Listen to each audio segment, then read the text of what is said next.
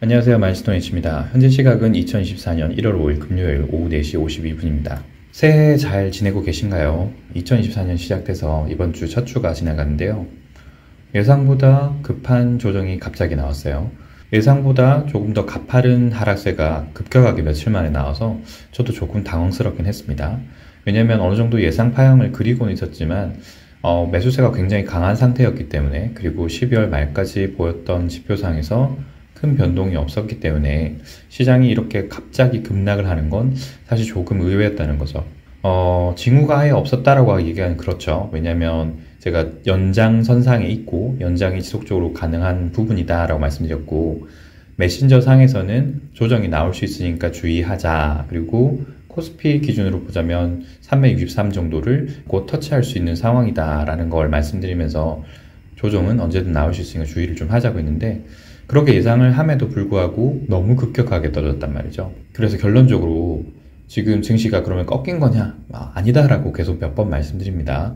진입 종목, 시점, 비중에 따라서 다 지금 현재 천차만별이실 거예요. 수익률이 조금씩 다 다르실 텐데, 레버리지 같은 경우는 제가 메신저상에서는 어느 정도 분할 매수를 반드시 좀 하셔야 된다고 말씀드렸고, 저 같은 경우는 레버리지 인버스 모두 2배수를 하고 있기 때문에 아무리 많은 상승을 했다고 하더라도 고점에서 조금만 하락이 크게 나오면 지금과 같이 수익률이 많이 떨어지기 때문이에요. 그래서 좀 분할 매수를 해야 된다, 분할 매도를 해야 된다, 그런 말씀을 꼭 드린 거고, 그 외적인 종목 같은 경우, 특히 저 같은 경우 삼성전자를 하고 있고, 혹시 제가 말씀드려서 에코프로를 하고 계시는 분들도 있다면 개별 종목은 크게 상관없어요. 어차피 올라갈 거라니까 2배수에 따라서 손실폭이 그렇게 많이 생기지 않기 때문에 급등락이 생긴다고 하더라도 꾸준히 분할 매수만 하면 큰 문제는 없습니다. 그래서 결론부터 먼저 말씀드렸고, 제가 이것저것 자료를 보지만 시장이 꺾일 거 아니다라고 지금 보고 있기 때문에 걱정은 안 하셔도 될 것 같고, 다만 어느 정도 지금 파형을 어떻게 해석하느냐에 따라서, 그리고 조정 파형이 어느 정도까지 나오느냐에 따라서 파형이 해석의 방법이 조금 바뀔 수는 있어요. 제가 연장에 연장을 거듭하는 와중에 조정을 받고 있다고 말씀을 드리고 있기 때문에, 특히 한국 시장 위주입니다. 왜냐하면 연말까지, 작년 연말까지 상대적으로 미국 대비 한국이 좀 덜 올랐어요. 상대적으로 온 겁니다. 미국이 너무 급발진을 해버렸고, 그 대비 아시아 시장, 특히 한국 시장은 상대적으로 좀 덜 올랐기 때문에 지금 급격하게 엑셀을 받고 있는 것 같아요. 그렇게 올리다 보니까 좀 따라붙는 세력도 있고, 선물 옵션 포지션을 구축해야 되는 시점이 이제 도래했기 때문에 1월 달에는 좀 조정이 나오고 있다. 그리고 어떻게 보느냐 좀 다를 수 있는데, 향후에 이제 위쪽에 보시는 페드와치 툴이라든지 오버나잇 레포를 보여드리게 될 건데, 금리가 좀 떨어진다, 초반에 좀 떨어뜨린다라고 만약에 가정을 하고, 그게 발생되는 시점에 따라 다르겠지만 일부 한 번, 두 번 정도 내린다고 했을 때는 시장이 큰 반응을 안 보일 수 있어요. 오히려 더 상승해보는 모습을 볼 수 있는데, 그것이 연속적으로 지속적으로 나온다고 했을 때는 시장이 다르게 해석할 수 있다. 이 부분은 몇 번 말씀을 드렸던 거죠. 그래서 시장을 보면서 제가 파형 해석을 해드릴 텐데, 현재 상황으로 보자면 크게 걱정할 상황은 아니다. 다만 종목과 비중 수익률에 따라서는 레버러지나 인버스의 ETF 같은 경우는 반드시 좀 조정을 하셔서 수익을 어느 정도 보존을 하고 손실은 없도록 하는 게 맞을 것 같다. 그리고 일반 종목 같은 경우는 하락실마다 꾸준히 분할 매수를 하는 거 전혀 문제 없을 것 같다. 상승은 여전히 유효하다라는 것을 설명을 좀 드려보겠습니다. 파형 옵션 해석이 좀 다양하게 분화되는 것은 한국 시장입니다. 앞서 설명드렸던 이유로 좀 엑셀을 가격하게 받고 있는 것 같아요. 그러다가 상승한 만큼 되돌림을 또 주고 다시 올라갈 준비를 하고 있기 때문에 여러 가지 옵션으로 해석이 가능하겠지만 상승을 좀 더 가격하게 할 준비를 하고 있는 것 같다로 해석해 드릴게요. 12월 21일 전후로 제가 다른 영상을 올려드리면서 시황 영상은 2주 만에 이제 처음이죠. 다시 올해 첫 영상을 좀 말씀을 드릴 건데, 전체 큰 시나리오를 한 번 더 보면서 각 시장에서 말씀을 또 드려볼게요.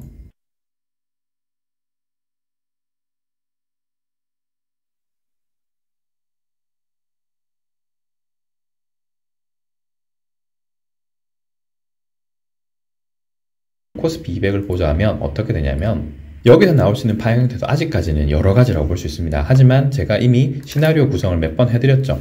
첫 급락 이후에 여기서부터 시나리오 구성을 해드렸는데요. 저는 이런 식으로 다시 올라갔다가 다시 떨어지면서 짧게 떨어졌다가 다시 올라갈 거라고 생각했어요. 그런데 엄청나게 큰 하락 파형을 만들면서 제가 좀 놀랐다라고 말씀드렸잖아요. 그동안 올라갔던 파형의 형태나 매수세를 봤을 때는 굉장히 강했기 때문에 이렇게 5%씩 떨어질 이유가 없었기 때문입니다.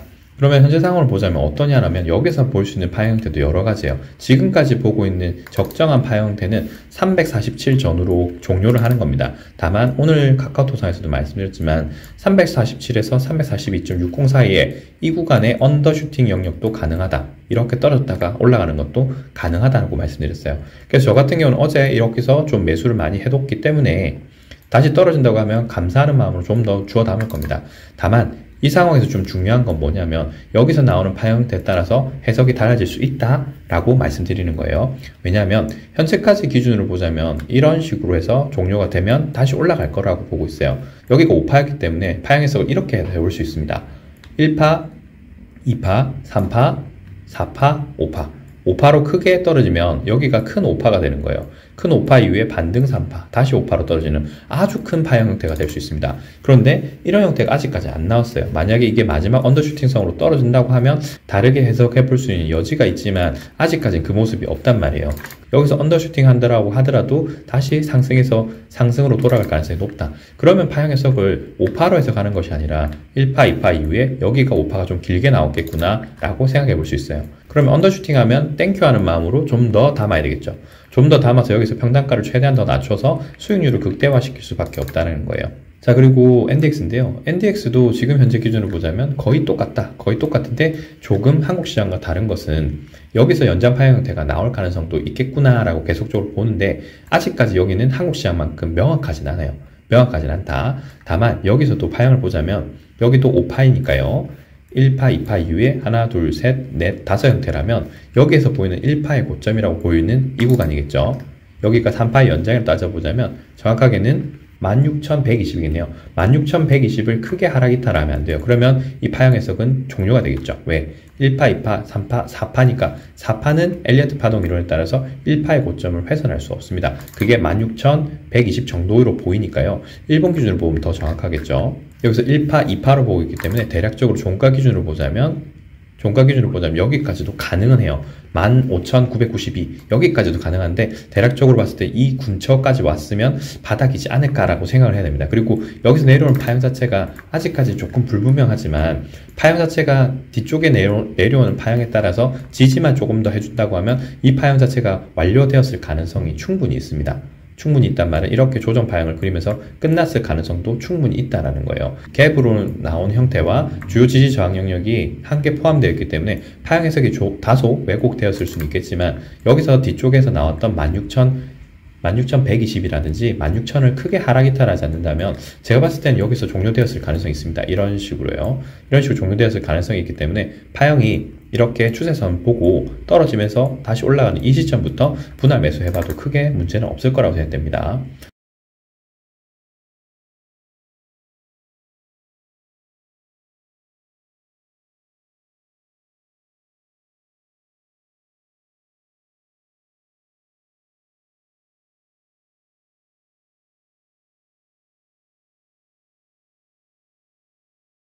자, 그리고 일봉 1시간봉 기준으로 보더라도 현재 기준으로 보자면 오히려 나스닥 같은 게 조금 더 빨리 반등할 가능성이 있어 보입니다. 왜냐하면 나스닥 시장 같은 경우는 한국 시장보다 더 빨리 움직이고 더 빨리 조정을 받았기 때문에 이미 1시간봉 기준으로 보자면 과매도권에 깊이 들어있고 바닥을 다져서 올라갈 수 있는 상황까지 왔고 다만 조금 더 하단을 열어볼 수도 있는 것은 일본 기준으로 보자면 스토캐스틱 RSI 중에서 스토캐스틱이 굉장히 많이 벌어졌는데 시그널이 한번 겹쳐지려고 하고 있죠. 그럼 조금 더 떨어지면서 바닥을 다지면서 이렇게 돌리려고 한 시그널이 먼저 나올 수 있기 때문에 제가 여기서 조정이 끝났을 가능성도 있겠구나. 최대한 여기서 크게 떨어지지 않는다.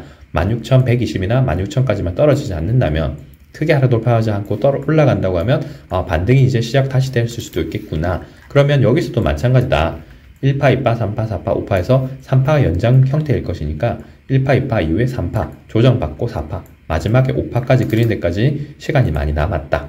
여기서 지금 신고점을 계속 만들고 있기 때문에 신고점 근처에서 매도세가 나왔다라고 생각해 볼 수 있고요. 여기 아직까지 시그널이 완전히 꺾이지 않았기 때문에 이 파형이 연장 형태로 가고 있다라고 예상해 볼 수 있습니다.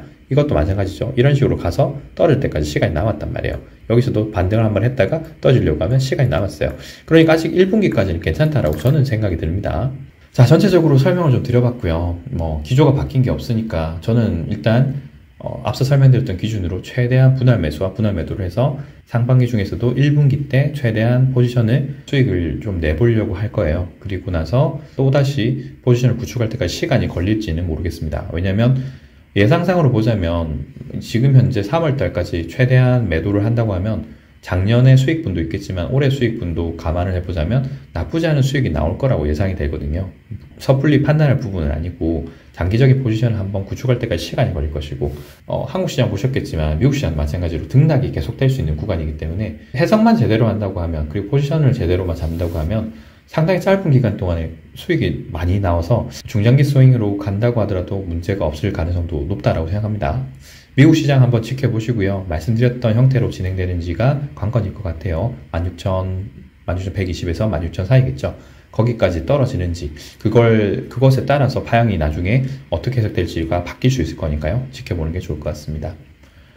새해 첫 주 굉장히 과격한 조정을 받았는데 시장이 꺾였다고 볼 수 없는 상황이기 때문에 저도 별로 걱정 안 하고 있습니다. 솔직히 걱정 안 하고 있고 재밌게 보고 있기 때문에 호원님들도 같이 좀 지켜보시면 좋겠어요. 원달러환율 같은 경우는 1320원대 고점 이후에 떨어지게 되면 1200원 초반까지 떨어질 수 있기 때문에요. 원달러환율 관리를 좀 해보시는 게 좋을 것 같다고 생각합니다. 참고로 부탁드리겠습니다. 오늘 영상 여기까지고요. 시청해 주셔서 감사합니다.